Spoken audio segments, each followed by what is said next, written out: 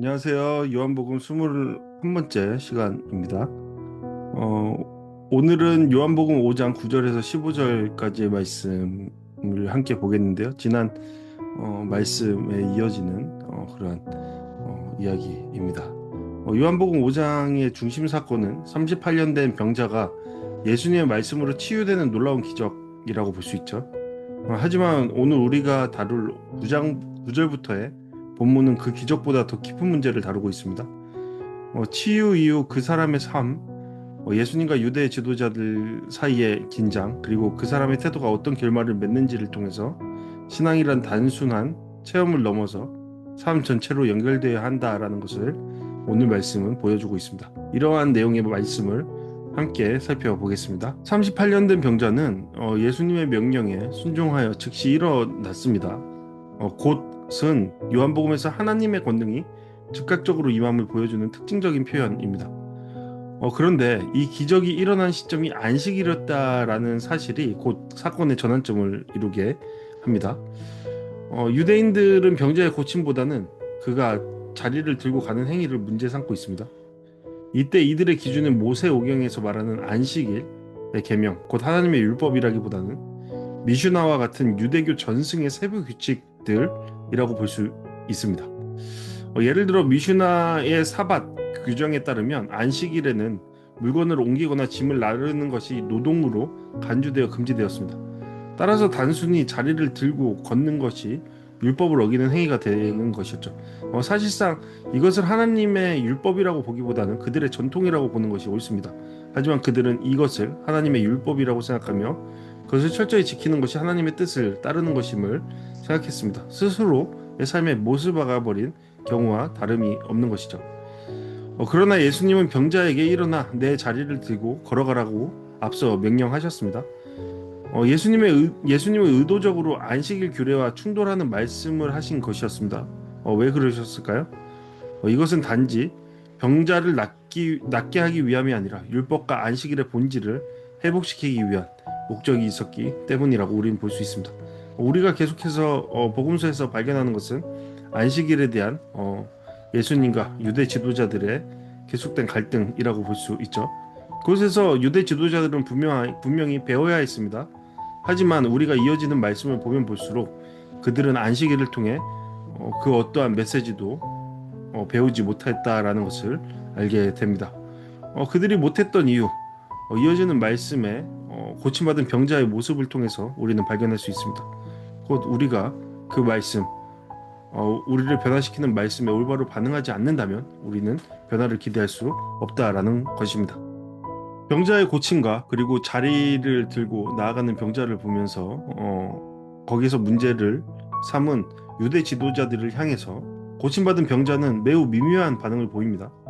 겉으로 보기엔 정직하게 사실을 말하는 듯하지만 그 깊은 의미를 살펴보면 자신의 행위에 대한 책임을 회피하려는 태도가 엿보입니다.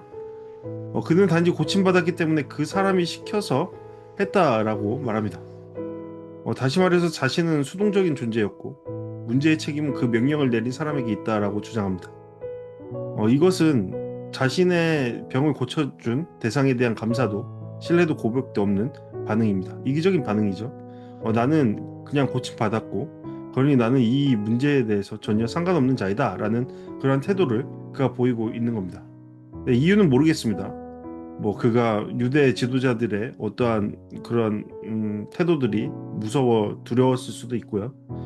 아니면 이제 고침을 받았기 때문에 자신의 목적을 잃었기 때문에 더 이상 그 어떤 것도 기대하지 않는 그러한 모습을 취할 수도 있었던 겁니다. 어찌되었건 그는 이 문제 앞에서 전혀 책임지려는 모습이 아니라 당사자의 모습이 아니라 마치 주변인의 인물로 이것에 대해서 수동적인 반응을 보이고 있습니다. 그러자 유대 사람들이 물었습니다. 병자 당신에게 자리를 들고 걸어 나가라고 한 사람이 도대체 누구냐고요. 유대인들의 관심은 예수님의 정체에 있었던 것이죠.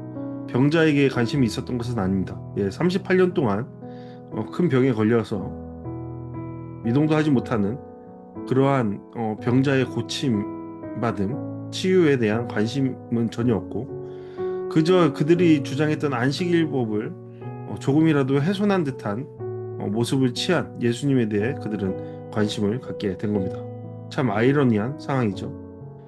비인간적인 상황입니다.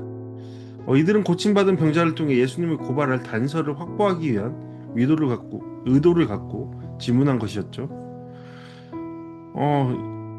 이 사람은, 그러니까 고침받은 사람은 예수님이 누구신지 알지 못했습니다. 38년의 고통에서 벗어났음에도 불구하고 그는 예수님을 찾지 않았습니다. 네, 그냥 고침받았으면 끝이었죠. 그러니까 병이 나은 사람은 그분이 누구인지 알 수 없었다라는 이 말 속에는 그 사람이 가진 그러한 어떤 태도, 예, 그런 것들을 우리는 볼 수 있습니다. 예수님에 대한 태도 말이죠. 그는 고침을 받았지만 그 고침에 대한 어떤 고마움이나 감사나 기쁨이나 그런 것들은 전혀 없었던 것입니다. 그는 예수님을 찾지 않았고 육체는 이렇게 변화되었지만 영혼은 여전히 누워있는 상태가 아니었나 그런 생각을 해보게 됩니다. 그러던 중에 시간이 지나서 예수님께서는 이 성전에서 이 사람을 만나셨습니다. 네, 이러한 만남은 우연이라고 볼 수도 있겠지만 예수님의 시간에는 우연이 없으시죠. 그러니까 이 사람과의 만남은 분명 의미가 있었을 겁니다. 예수님은 말씀하시죠. 내가 다 나았으니 이제 더 심한 병이 생기지 않도록 다시는 죄를 짓지 마라 라고 말씀하시죠.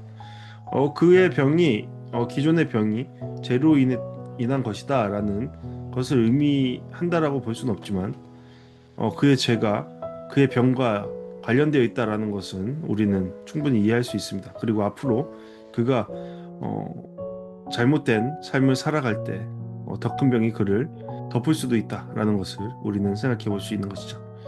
여기서 성전은 단지 장소가 아니라 하나님과의 만남, 회복, 예배의 중심지이죠. 예수님은 그를 다시 그곳에서 성전에서 찾아 만나십니다. 예수님은 그러면서 그에게 영적인 경고를 하시죠. 다시는 죄를 짓지 말라라는 이러한 말은 단지 도덕적 훈계를 넘어서서 은혜의 체험을 한 자로서의 삶의 전환을 요구하시는 말씀이라고 볼 수 있는 겁니다. 너가 이러한 경험을 했으니 더욱더 하나님을 알고 하나님을 배워가며 하나님의 뜻대로 살아가는 자가 되라. 이전에 너가 아니다 라는 그런 말씀인 것이죠. 또한 더 심한 병은 단순한 육체의 재발을 의미하지 않습니다. 이는 영원한 심판, 곧 멸망을 암시하고 있는 것이죠. 육체적 회복의 끝이 아니라 영혼의 구원이 예수님의 궁극적 관심사라는 점이 분명히 드러나는 대목입니다. 그는 비록 육체적인 어떠한 놀라운 변화를 경험했지만 그가 더 크게 변화해야 할 것은 그의 내면의 변화, 곧 그가 예수님을 알고 예수님을 따르는 삶, 그런 삶이 있어야 된다는 것을 우리는 알 수 있습니다. 네, 마지막 15절에서는 예수님을 만난 이 사람은 마침내 예수님의 이름을 말하고 그리고 유대 사람들에게 가서 그 이름을 전합니다. 이것은 어떤 전도의 의미, 그가 경험한 기쁨을 전하는 의미가 아니라 자신을 보호하기 위한 방편처럼 보이는 것이 사실입니다.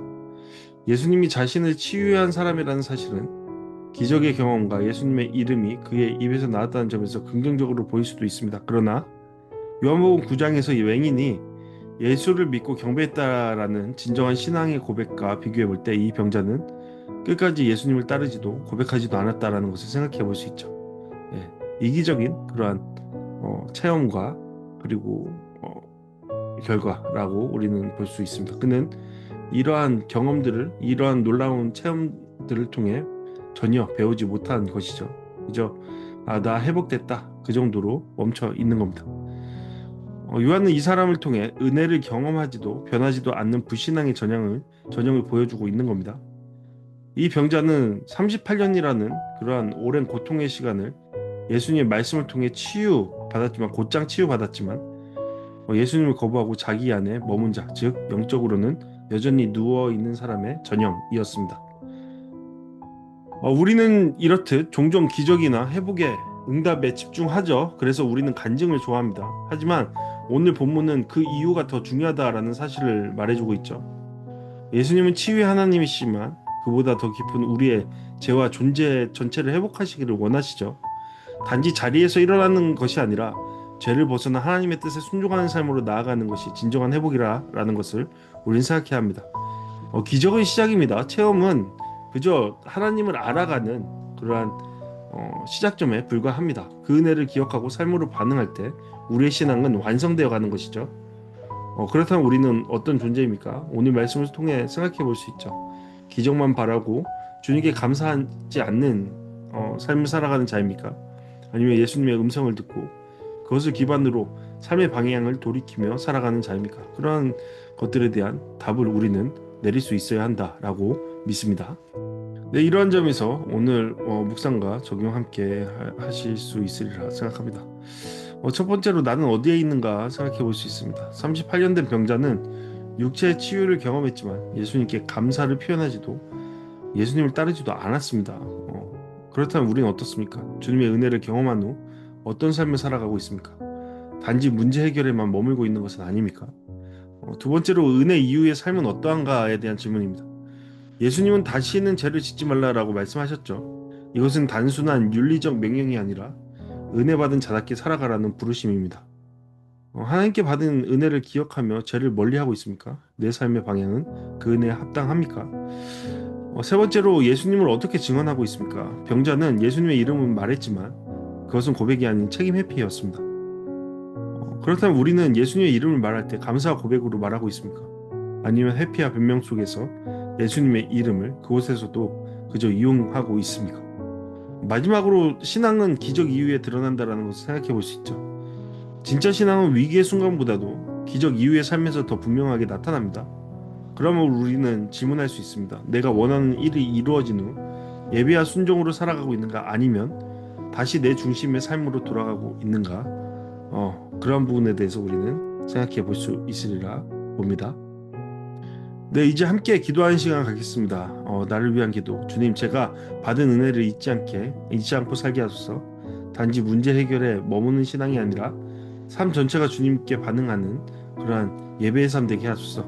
제 유혹 앞에서 다시는 죄를 짓지 말라는 주님의 말씀을 기억하며 감사하는 삶, 거룩한 삶을 살아내게 하소서. 그러한 기도 제목으로 함께 기도하겠습니다.